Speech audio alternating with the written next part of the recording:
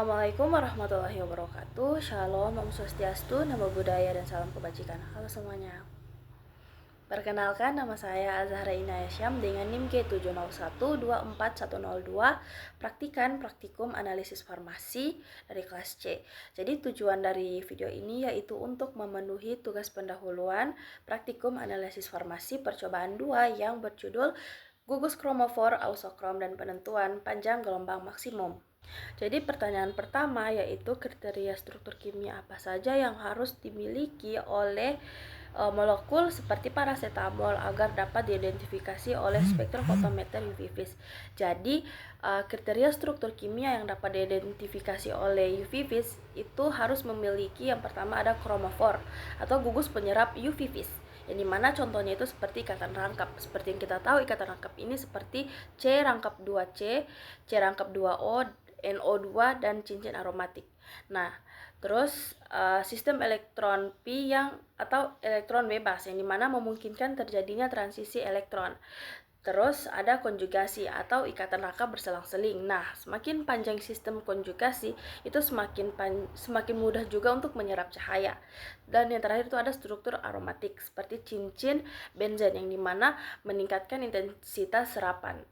Nah, parasetamol ini memiliki cincin aromatik dan gugus OH dan NHCO sehingga bisa menyerap UV. Lanjut ke pertanyaan kedua, itu mengenai perbedaan antara kromofor dan ausokrom, yang dimana kromofor itu berfungsi untuk menyerap radiasi UV vis. Itu ciri-cirinya mengandung ikatan rangkap, dan yang kedua bertanggung jawab atas panjang gelombang maksimum atau lambda max. Nah, sedangkan kalau ausokrom dia itu tidak menyerap sendiri secara kuat, tetapi dia hanya meningkatkan dan memperkuat intensitas serapan dan menggeser lambda max atau panjang gelombang maksimum. Ciri-ciri dari ausokrom dia itu memiliki pasangan elektron bebas dan terikat pada kromofor. Contoh dari ausokrom itu memiliki gugus fungsi OH, NH2 dan NH2. Nah, jadi perbedaan utamanya itu kromofor dia itu penyerap utama. Terus dia itu untuk menentukan lambda max dan memiliki ikatan rangkap. Sedangkan kalau dia ausokrom dia itu hanya penguat dan menggeser.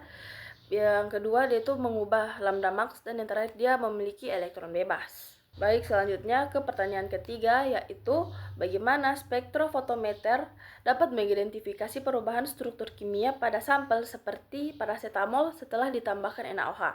Nah, jadi ketika NaOH ditambahkan, gugus seperti OH itu akan terionisasi menjadi O-, yang dimana elektronnya itu akan menjadi lebih bebas sehingga konjugasi meningkat.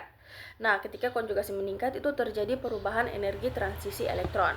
Akibatnya terjadinya pergeseran ke panjang gelombang lebih besar atau yang biasa disebut dengan batochronic shift atau redshift. Nah, contohnya itu seperti parasetamol dalam bahasa, sehingga serapannya itu bergeser ke panjang gelombang atau lambda lebih tinggi. Nah, yang dimana spektrofotometer mendeteksi ini sebagai perubahan posisi puncak lambda max atau panjang gelombang maksimum dan perubahan intensitas absorbansi. Selanjutnya yaitu pertanyaan keempat, mengapa setiap molekul memiliki panjang gelombang maksimum atau lambda max yang spesifik? Karena setiap molekul itu memiliki struktur elektron yang berbeda-beda dan energi yang dibutuhkan untuk transisi elektron juga berbeda-beda. Nah, hal ini disebabkan dan dipengaruhi oleh yang pertama jenis kromofor, yang kedua ada panjang konjugasi, yang ketiga ada substituen atau ausokrom, dan lingkungan seperti pelarut dan pH. Nah, hubungannya dengan energi, jika energi beda maka lambdanya juga beda, dan tiap molekul itu mempunyai spektrum tersendiri. Selanjutnya yaitu mengapa pengukuran harus dilakukan pada saat panjang gelombang maksimum atau lambda max berdasarkan hukum Lambert-Beal. Jadi ini adalah rumus dari hukum Lambert-Beal.